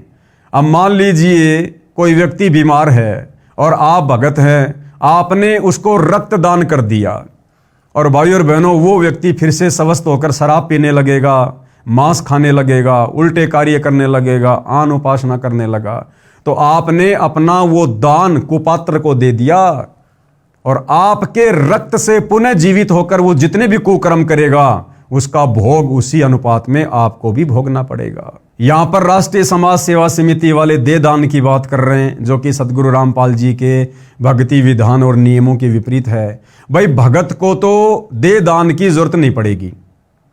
अरे जो भगत है, मर्यादा में है, भक्ति कर रहा है, उसका अंग परमात्मा सुरक्षित रखेगा, ठीक रखेगा। वेदों में लिखा अगर साधक मृत्यु को प्राप्त हो जाए तो भी परमात्मा जीवित करके 100 साल की उम्र प्रदान कर दे। वेदों में लिखा कि ए भगत, हे साधक, अगर तेरा कोई अंग भी खराब हो गया, तेरी आंखें भी खराब हो गई, तो भी मैं तुझे नया जीवन दूंगा, नई आंखें दूंगा। तो भक्ति करने वाले भगत को तो किसी प्रकार के अंग की जरूरत नहीं है। अब रहे कौन? वो लोग जो भक्ति नहीं कर रहे, तो उन भक्तों को हम क्यों अपना रक्त दान करें, क्यों अपना अंग दान करें? जो भक्ति नहीं करता है, मान लीजिए किसी का गुर्दा खराब हो गया। अब गुर्दा ज्यादातर खराब किसका होता है? जो लोग शराब पीते, नशा करते हैं। पैसे वाला व्यक्ति है, डॉक्टर के पास गया, डॉक्टर से कहा कि डॉक्टर साहब देखिए क्या हो गया। डॉक्टर ने कहा भैया आपका गुर्दा चेंज करना पड़ेगा, 10 लाख रुपए लगेंगे। आप नादान भक्तों ने इन राष्ट्रीय समाज सेवा समिति वालों के कहने पर अपने अंग दान कर दिए। मरने के बाद आपका गुर्दा निकाल लिया गया और आपका गुर्दा हॉस्पिटल में रख दिया गया। उधर से उस व्यक्ति ने, जो भक्ति नहीं करता है, शराब पी पी के गुर्दा खराब कर लिया, 10 लाख रुपए डॉक्टर को देकर और उसने नया गुर्दा लगवा लिया। अब क्या होगा भाई और बहनों? आपको डबल नुकसान हो गया, डबल नुकसान। क्योंकि आपने गुरुदेव की मर्यादाओं के विरुद्ध अंग दान किया, तो मोक्ष तो आपका होना नहीं, आपको पुनः नया जीवन मिलेगा। क्योंकि आप भगत हो, मंत्रों का जाप कर रहे हो, 84 में तो नहीं जाओगे, आपको पुनः मनुष्य जीवन मिलेगा। लेकिन आपने अपना जो अंग दान किया और उस अंग दान के चलते जो आपका अंग दान, वो गुर्दा 10 लाख रुपए में बेचा गया। अब सबसे पहले तो वो डॉक्टर उस 10 लाख रुपए का दुरुपयोग करेगा। फिर जिस व्यक्ति को नया गुर्दा लगा दिया गया, अब वो व्यक्ति स्वस्थ हो गया। जो पहले शराब पिया करता था, अब उसको चिंता नहीं है, वो फिर से शराब पीनी शुरू कर देगा कि अब कम से कम 8-10 साल और जीऊंगा। और फिर भी गुर्दा खराब हो गया तो डॉक्टर को 10 लाख रुपए दे के फिर से लगवा लूंगा। तो भगत को डबल प्रकार से काल ने चोट मार दी, डबल प्रकार से उसके कर्म बिगड़ते ही रहेंगे। तो भाई और बहनों, ये रक्तदान करना, दे दान करना, देखो भगत को तो इनकी आवश्यकता है नहीं। भगत तो भक्ति करेगा, परमात्मा उसको स्वस्थ रखेगा। और जो आम समाज के नागरिक हैं, जो भक्ति नहीं करते, वो यदि बीमार हैं, तो भाई और बहनों उनको परमात्मा से जोड़ो। सतगुरु रामपाल जी का ज्ञान समझाकर उनको दीक्षा दिलवाओ। फिर आपको ना तो रक्तदान की जरूरत पड़ेगी, ना दे दान की जरूरत पड़ेगी। जब वो नाम दीक्षा लेकर संत रामपाल जी के पास जाएगा, अपनी व्यथा बताएगा, तो आप और हम भाई बहन इंटरव्यू में क्या देखते हैं? मैं बहुत बीमार था, मेरा गुर्दा खराब था, मैं कैंसर का रोगी था, डॉक्टर ने कहा था कि तू मरेगा, नहीं बचेगा। जैसे ही मैंने संत रामपाल जी से नाम लिया, उनके पास गया, गुरुदेव ने आशीर्वाद दिया, उसी समय मैं स्वस्थ हो गया। तो क्यों ना हम ये तरीका अपनाएं? ना अपनी दुर्गति करवाने की जरूरत पड़ेगी, ना गुरु का वचन तोड़ने की जरूरत पड़ेगी। तो भाई और बहनों, हमने अपने गुरुदेव के दिखाए रास्ते अनुसार चलना है। इन राष्ट्रीय समाज सेवा समिति सतगुरु रामपाल जी के मंदबुद्धि परिवार के दिखाए रास्ते पर नहीं चलना है। तो भक्ति मार्ग में दे दान करना, रक्तदान करना, यह किसी भी प्रकार से उचित नहीं है।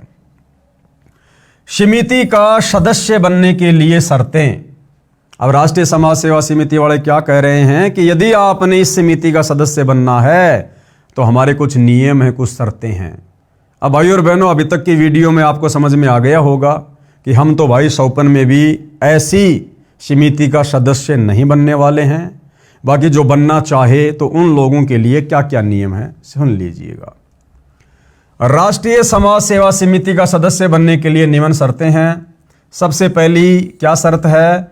आध्यात्मिक ज्ञान को समझने के लिए संत रामपाल जी महाराज के सत्संग साधना टीवी पर शाम 7:45 पर सुने तथा पुस्तक ज्ञान गंगा पढ़ें। पुस्तक निःशुल्क मंगवाने के लिए संपर्क सूत्रों इतने नंबरों पर अपना पूरा पता SMS करें। यदि आपको ज्ञान अच्छा लगे तो आप संत रामपाल जी महाराज से दीक्षा प्राप्त करें। अर्थात यदि ज्ञान अच्छा ना लगे और आप यदि संत रामपाल जी के भगत नहीं बनते हैं तो भी इन लोगों के अनुसार आप राष्ट्रीय समाज सेवा समिति के सदस्य बन सकते हैं, जो कि गुरुदेव के नियमों के विपरीत है। नंबर 2, शतनाम प्राप्त दीक्षित व्यक्ति ही सदस्य बन सकेगा। क्या कह रहे हैं कि सत्य नाम प्राप्त दीक्षित व्यक्ति ही सदस्य बन सकता है। और भाइयों और बहनों, इस समिति का जो पॉइंट नंबर 8 है, उस पॉइंट नंबर 8 में इन्होंने क्या लिखा हुआ है? यहां तो क्या कह रहे हैं कि जो व्यक्ति संत रामपाल जी से उपदेश लेकर और शतनाम प्राप्त कर लेगा, वो व्यक्ति राष्ट्रीय समाज सेवा समिति का मेंबर बनेगा, सदस्य बनेगा। और पॉइंट नंबर 8 में क्या लिखा इन्होंने कि कोई भी व्यक्ति जिसने नाम दीक्षा नहीं ले रखी है वो भी सदस्य बन सकता है। ये नियम नंबर 8 है। राष्ट्रीय समाज सेवा समिति का पदाधिकारी केवल शतनाम प्राप्त भगत ही बन सकता है। सदस्य बिना नाम लिए हुए भी बन सकता है, जो समिति के नियमों को पूर्ण तौर से पालन करेगा। अर्थात इन राष्ट्रीय समाज सेवा समिति वालों ने काल प्रेरणा से इस राष्ट्रीय समाज सेवा समिति के अंदर जिसने बरवाला कांड में मुख्य भूमिका निभाई है, इस समिति में भाइयों और बहनों संत रामपाल जी के परिवार वालों ने बाहर के लोगों की भी एंट्री करवाई। यानी जो लोग भगत नहीं थे उन लोगों को भी राष्ट्रीय समाज सेवा समिति से जोड़ा गया। करनी तज कथनी कथय अज्ञानी दिन रात, कुत्ते ज्यों भौंकत फिरे सुनी सुनाई बात। समिति के सदस्य के लिए सर्वप्रथम दीक्षित होना अनिवार्य है तथा निम्न मर्यादाओं का पालन करना अनिवार्य होगा। यदि निम्न मर्यादाओं का पालन नहीं कर पाएगा तो उसकी सदस्यता भंग कर दी जाएगी। समिति का सदस्य बनने वाले भगत के लिए मर्यादा, क्या क्या मर्यादा भाई ध्यान से सुन लेना। जीव हमारी जाति है, मानव धर्म हमारा, हिंदू मुस्लिम सिख ईसाई धर्म नहीं कोई न्यारा। अब बताओ भाइयों और बहनों, अरे हम संत रामपाल जी भगवान के शिष्य बने या राष्ट्रीय समाज सेवा समिति के सदस्य बने? अरे वर्तमान में 90% भगत समाज के लिए संत रामपाल जी का भगत बनकर उनकी नियम और मर्यादा निभाना तो कठिन हो रहा है, ऊपर से राष्ट्रीय समाज सेवा समिति वालों का सदस्य बनकर इनकी भी मर्यादा निभाओ। तो भाइयों और बहनों, मेरे हिसाब से तो ये बिल्कुल भी जायज नहीं है। प्रिय भक्तजनों, आज से लगभग 5000 वर्ष पहले कोई भी धर्म या अन्य संप्रदाय नहीं था। ना हिंदू, ना मुस्लिम, ना सिख और ना ईसाई थे, केवल मानव धर्म था। लेकिन जैसे जैसे कलयुग का प्रभाव बढ़ता गया वैसे वैसे हमारे में मतभेद होता चला गया। कारण सिर्फ यही रहा कि वर्तमान धार्मिक कुल गुरुओं द्वारा शास्त्रों में लिखी हुई सच्चाई को दबा दिया गया। कारण चाहे स्वार्थ हो या ऊपरी दिखावा, जिसके परिणाम स्वरूप आज एक मानव धर्म के 4 धर्म और अन्य संप्रदाय बन चुके हैं, जिसके कारण आपस में मतभेद होना स्वाभाविक ही है। सभी का प्रभु भगवान राम, अल्लाह, रब, गॉड, खुदा, परमेश्वर एक ही है। ये भाषा भिन्न पर्यायवाची शब्द हैं। सभी मानते हैं कि सबका मालिक एक है, लेकिन फिर भी ये अलग अलग धर्म संप्रदाय क्यों? समाधान तथा कारण जानने के लिए कृपया पढ़िए पुस्तक ज्ञान गंगा। ये बात बिल्कुल ठीक है कि सबका मालिक रब, खुदा, अल्लाह, गॉड, राम, परमेश्वर एक ही है, जिसका वास्तविक नाम कबीर है और वह अपने शतलोक शतधाम सचखंड में मानव सदृश्य स्वरूप में आकार में रहता है।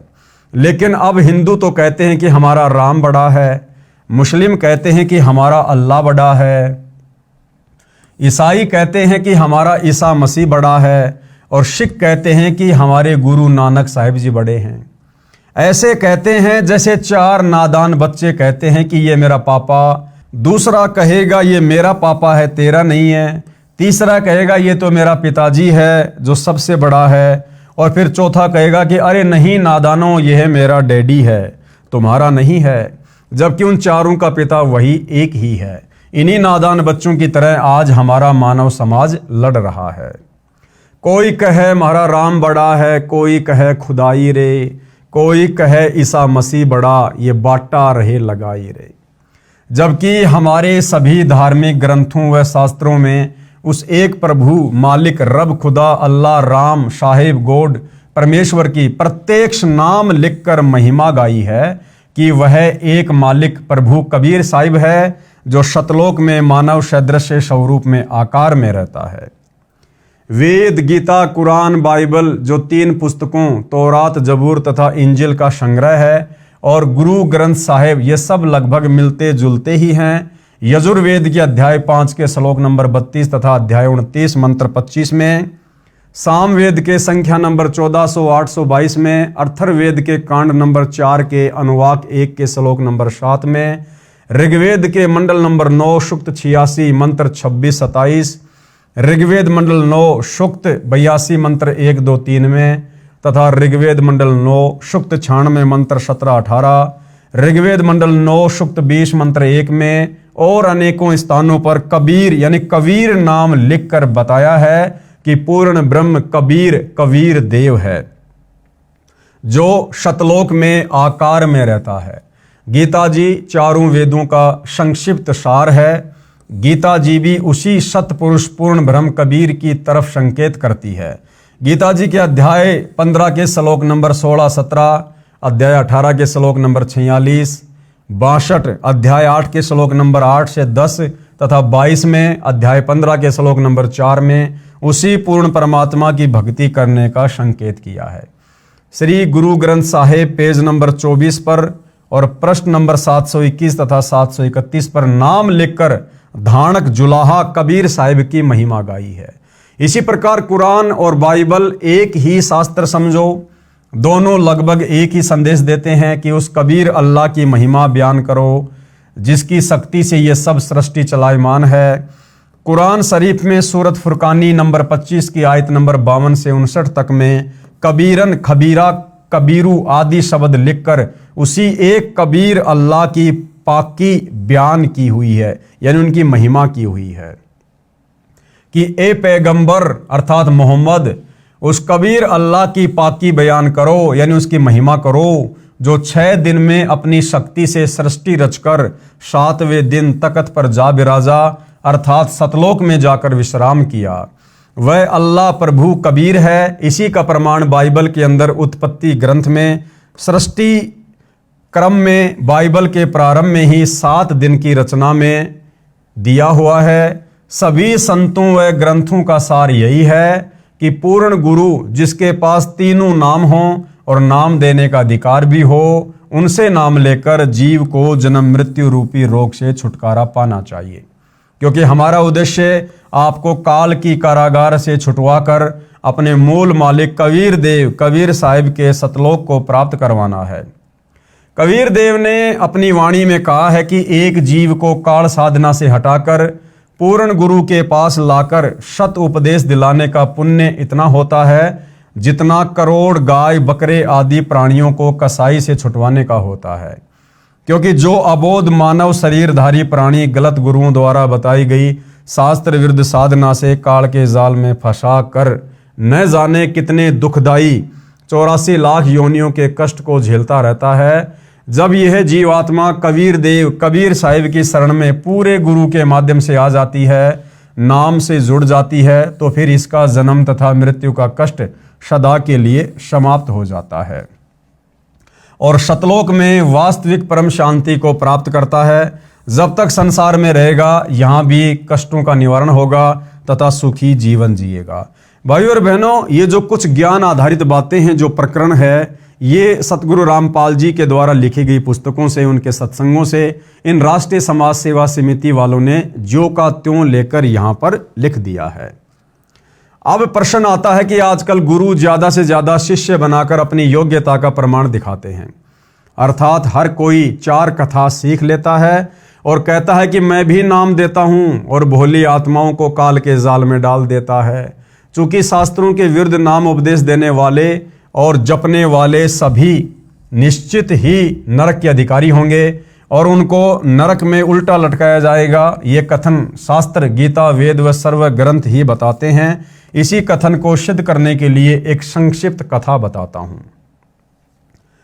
एक समय की बात है कि सभी को पता चला कि राजा परीक्षित को 7वें दिन सर्प डसेगा और उसकी मृत्यु होगी।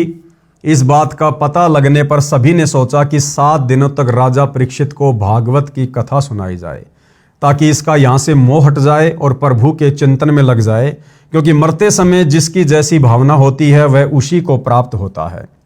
सभी ने कहा कि अति उत्तम है, लेकिन अब कथा करे कौन? इस प्रश्न पर प्रश्नवाचक चिन्ह लग जाता है। इस समय वहां उपस्थित सभी महर्षियों ने, यहां तक कि श्रीमद् भागवत सुधा सागर के रचयिता महर्षि वेद व्यास जी ने भी अपने आप को कथा सुनाने के योग्य नहीं समझा, क्योंकि उनको पता था कि हमारे अंदर यह समर्थता नहीं है। इसलिए क्यों एक जीव के जीवन को नष्ट करके पाप के भागीदार बने। चूंकि 7वें दिन परिणाम आना था, इसलिए 7 दिन तक कथा सुनाने की किसी की हिम्मत नहीं पड़ी, चूंकि सभी को अपनी औकात का पता होता है। देखो भाइयों और बहनों, बरवाला कांड के बाद में सतगुरु रामपाल जी के परिवार ने, इसी राष्ट्रीय समाज सेवा समिति ने काल प्रेरणा से धार्मिक धंधे के लिए जगह जगह सतगुरु रामपाल जी की एक DVD को आधार बनाकर नाम दीक्षा केंद्र खोलने शुरू किए और आज वर्तमान में लगभग 500 से 600 नाम दीक्षा केंद्र देश विदेश में हैं। तो उस समय इन सतलोक आश्रम वालों ने, क्योंकि ये लोग नाम दीक्षा दिलवाने के अधिकारी नहीं हैं, खुद तो नाम दीक्षा देने का कोई अधिकारी है ही नहीं संत रामपाल जी के अलावा।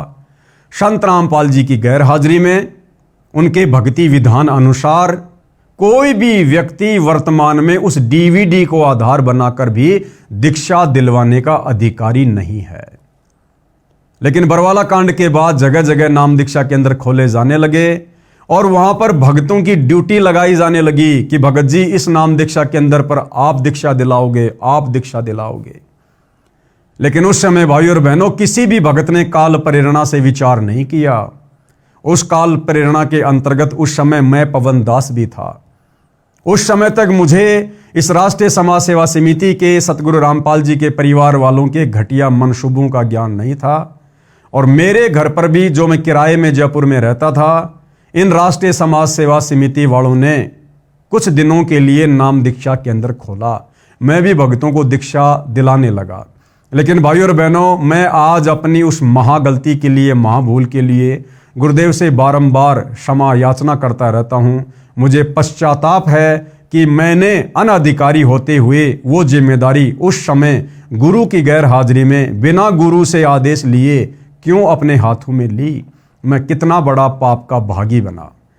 तो आज वर्तमान में 500 से 600 नाम दीक्षा केंद्र देश विदेश में चल रहे हैं और भाइयों और बहनों, उन नाम दीक्षा केंद्रों पर लगभग 2000 के आसपास सेवादार हैं जो लोगों को दीक्षा दिलवा रहे हैं।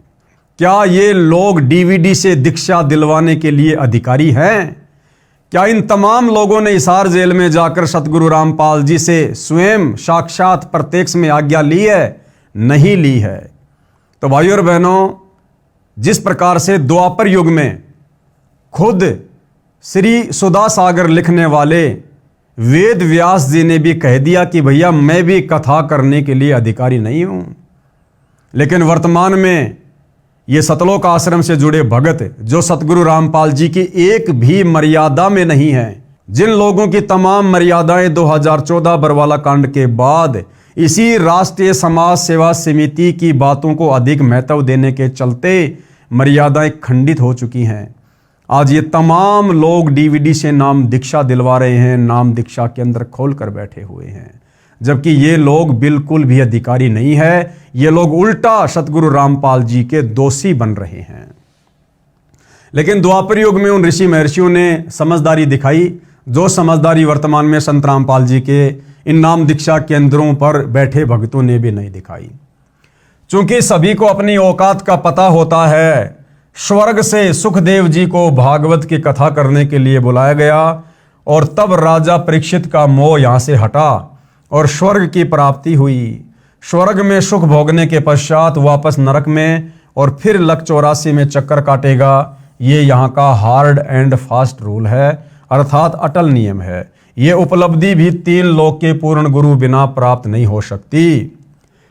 यानी स्वर्ग लोक में स्थायी रूप से लंबे समय के लिए यदि निवास करना है तो भी आपको स्वर्ग लोक तक की साधना बताने वाला अधिकारी गुरु चाहिए।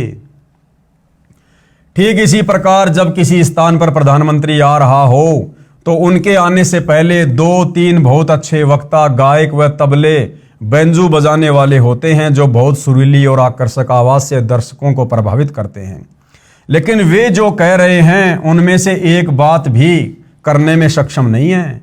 लेकिन जब प्रधानमंत्री आता है तो वह कम से कम शब्दों में कहता है कि आगरा में इंटरनेशनल कॉलेज बनवा दो, चंडीगढ़ में इंटरनेशनल यूनिवर्सिटी बनवा दो, आदि आदि। सिर्फ इतना कहकर पीएम साहब चले जाते हैं। उनके कहने से अगले दिन ही वह कार्य प्रारंभ हो जाता है, क्योंकि उनके वचन में शक्ति है।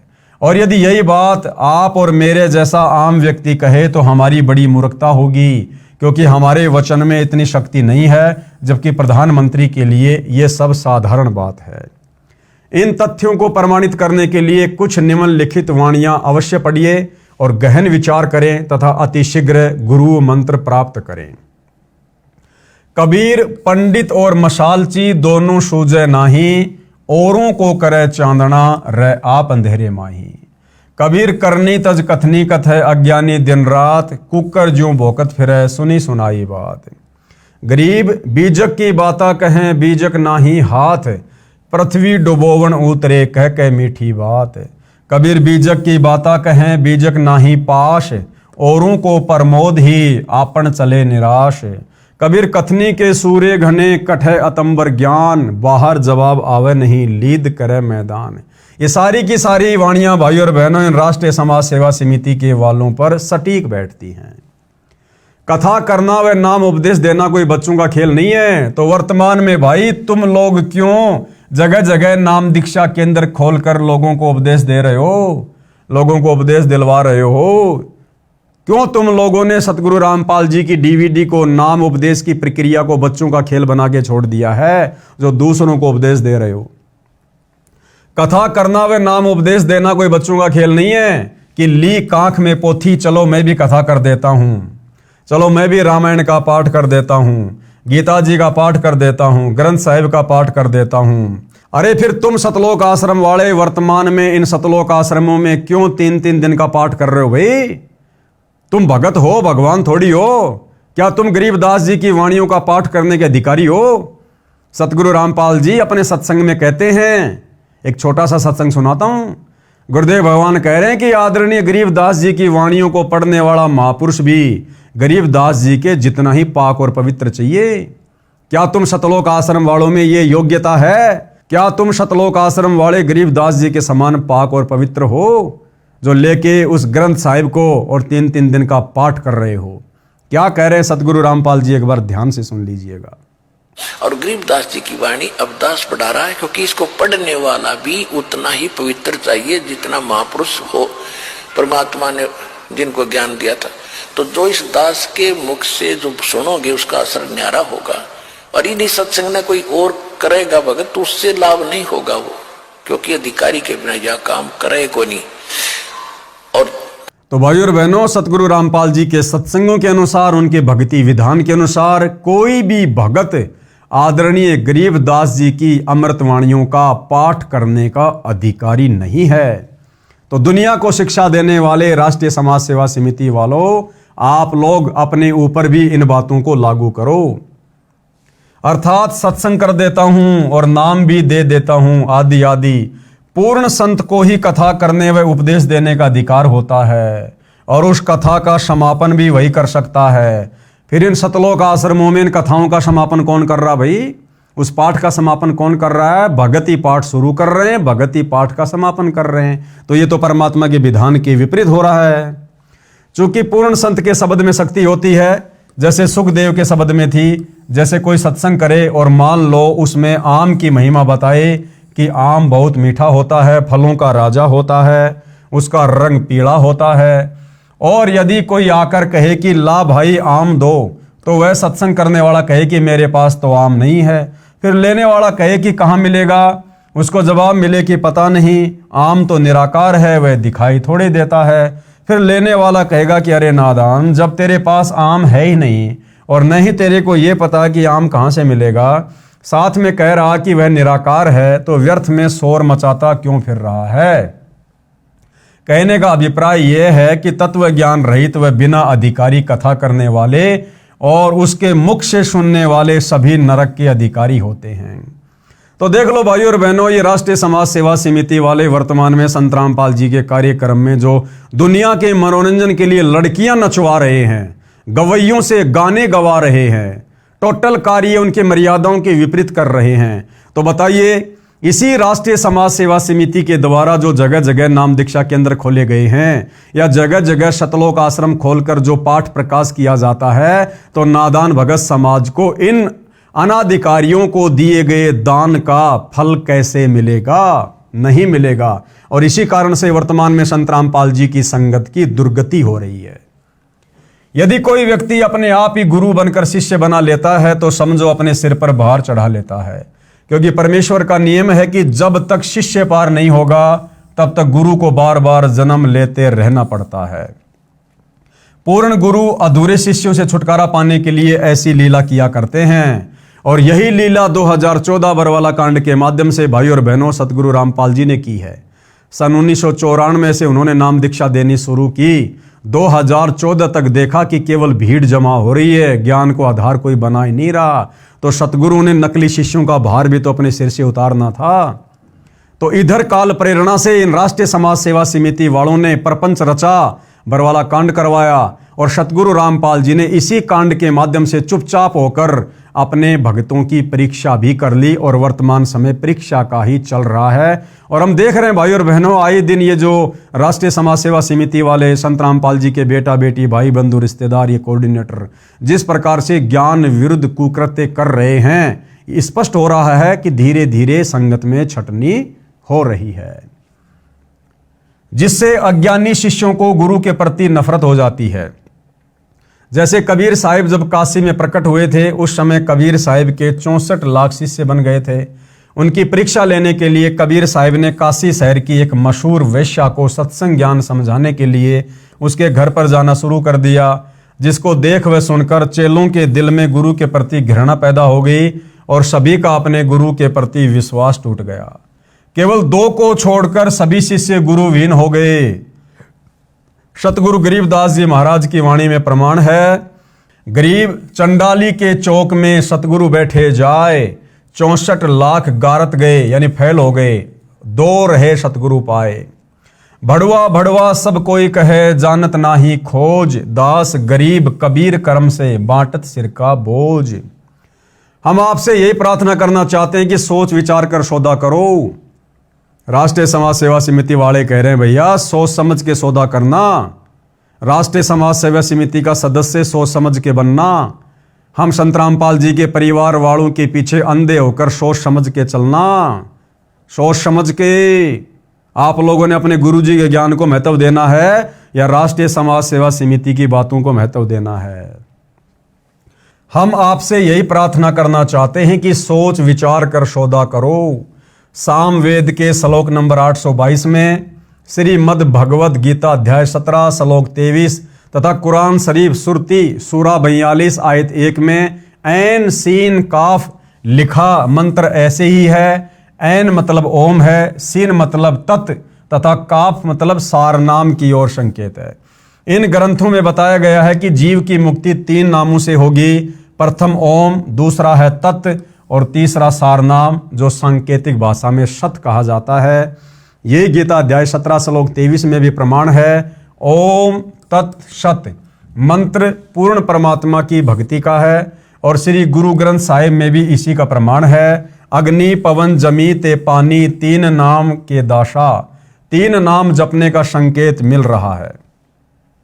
सतनाम शतनाम कोई जाप करने का नहीं है। यानी जो सिख भाई सतनाम वाहिगुरु का रट्टा लगाते रहते हैं, तो सतनाम शतनाम कोई जाप करने का नहीं है। ये तो उस नाम की तरफ संकेत कर रहा है जो एक सच्चा नाम है। इसी तरह ये सार नाम भी जाप करने का नहीं है। ये अन्य मंत्र हैं जो पूर्ण संत देता है, फिर उसका भी जाप करना है। अकेला ओम मंत्र किसी काम का नहीं है। ये तीनों नाम व नाम देने की आज्ञा मुझे मेरे गुरुदेव स्वामी राम देवानंद जी महाराज द्वारा बख्शीश है। क्या कह रहे हैं गुरुदेव? सतगुरु रामपाल जी जो स्वयं कबीर भगवान हैं और उन्होंने नाम दीक्षा आगे देने के लिए किसी से आज्ञा लेने की जरूरत नहीं है, फिर भी भक्ति विधान अनुसार गुरु परंपरा के अनुसार सतगुरु रामपाल जी कह रहे हैं कि ये तीनों नाम आगे दान करने का आदेश भी मुझे मेरे गुरुदेव ने दिया। और भाई और बहनों, वर्तमान में ये जो 500-600 नाम दीक्षा के अंदर खोलकर ये नादान भगत जो नाम दीक्षा दिलवा रहे हैं डीवीडी से, क्या इन नादान भक्तों ने अपने गुरुदेव से हिसार जेल में जाकर साक्षात आमने सामने खड़े होकर प्रार्थना करके आज्ञा ली कि गुरुदेव, ये राष्ट्रीय समाज सेवा समिति वाले जगह जगह नाम दीक्षा के अंदर खोलकर हम जैसे भक्तों को कह रहे हैं कि आप नाम दीक्षा दिलवाओ। हे गुरुदेव भगवान, आप जी के क्या आदेश हैं? क्या दास ये नाम दीक्षा दिलवा सकता है? क्या किसी एक भी माई के लाल ने इसाल जेल में जाकर प्रार्थना की? नहीं की। भेड़ चाल में, देखा देखी में, जैसा गुरु का परिवार कह रहा है, जैसा राष्ट्रीय समाज सेवा समिति वाले आदेश दे रहे हैं, ये इन आदेशों को गुरु का आदेश मानकर फॉलो कर रहे हैं, जो भक्ति विधान के विपरीत है, विरुद्ध है। जो कबीर साहिब से पीढ़ी दर पीढ़ी चलती आ रही है, पहले आप सत्संग सुनो, सेवा करो, जिससे आपका भक्ति रूपी खेत सवर जाएगा। कबीर मानुष जन्म पाए कर नहीं रटे हरि नाम, जैसे कुआ जल बिना खुदवाया किस काम। कबीर एक हरि के नाम बिना ये राजा ऋषभ हो, और माटी ढोवे कुम्हार की घास न डाले को। इसके पश्चात अपने सवरे हुए खेत में बीज बोना होगा। यानी पहले अच्छे से संत रामपाल जी के सत्संग सुनो, 1 महीना, 2 महीना, 3 महीना, 6 महीना। जब आपको सत्संग अच्छे से समझ में आ जाए, तमाम प्रकार की नियम और मर्यादा निभाने में अपने आप को सक्षम समझ लो, उसके बाद आप नाम दीक्षा लो। जल्दबाजी में नाम दीक्षा लेना मूर्खता है।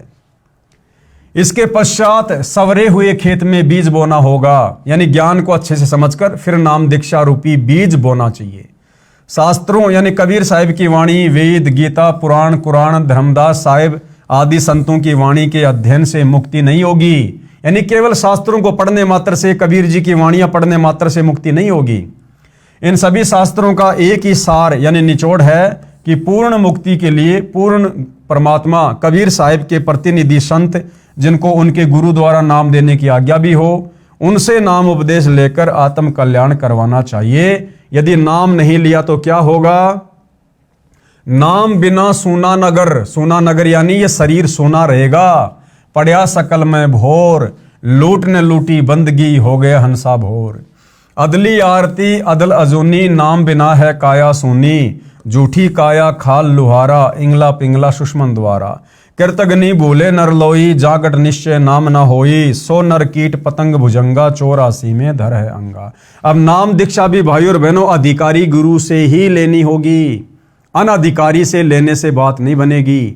जिस प्रकार जगह जगह नाम दीक्षा के अंदर खोलकर सतगुरु रामपाल जी के नाम की आड़ में शतलोक आश्रम वाले वर्तमान में अपना धार्मिक धंधा चला रहे हैं, तो जब तक सतगुरु रामपाल जी सार जेल से बाहर नहीं आ जाते हैं, तब तक हमने उनके सत्संगों को अच्छे से समझना चाहिए।